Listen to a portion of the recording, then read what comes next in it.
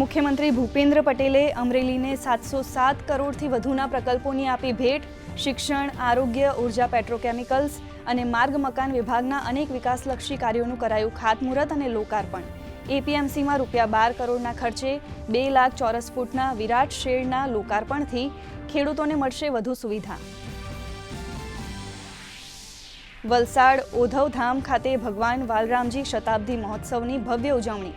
સીએમના હસ્તે આજે ઓધવ ભવનનું લોકાર્પણ. મુખ્યમંત્રીએ ભાનુશાળી સમાજના સેવા કાર્યને બિરદાવ્યું.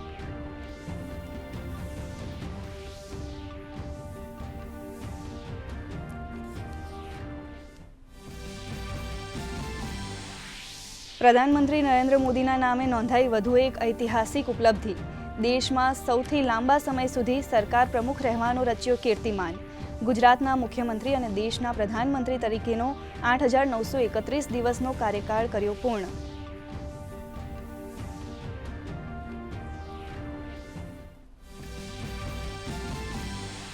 મિડલ ઇસ્ટ સંઘર્ષ વચ્ચે ભારતીય કૂટનીતિની મોટી જીત.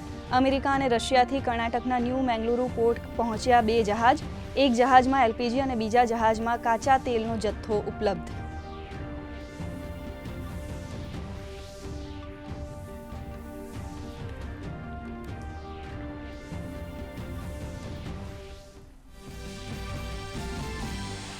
અમેરિકાના રાષ્ટ્રપતિ ડોનાલ્ડ ટ્રમ્પનું ઈરાનને હોર્મુઝ સ્ટ્રેટ ખોલવા 48 કલાકનું અલ્ટિમેટમ.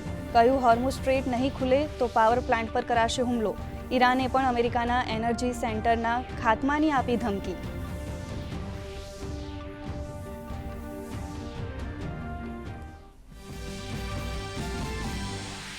રાજ્યમાં ટળ્યું માવઠાનું સંકટ. આજથી અનેક શહેરોના તાપમાનમાં વધારો. સૌથી વધુ રાજકોટમાં 35 ડિગ્રી તાપમાન, અમરેલીમાં 34.9, સુરતમાં 34.5, અમદાવાદ અને વડોદરામાં 34.2 ડિગ્રી તાપમાન.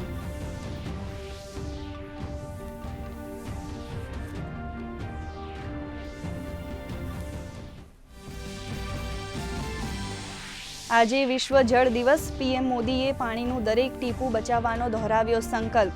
દક્ષિણ ગુજરાતની જીવાદોરી તાપી નદી આજે પણ અડીખમ. નદીના જળ અને તેના પર બનાવેલ ડેમથી હરિયાળું અને જળહળતું બન્યું ગુજરાત.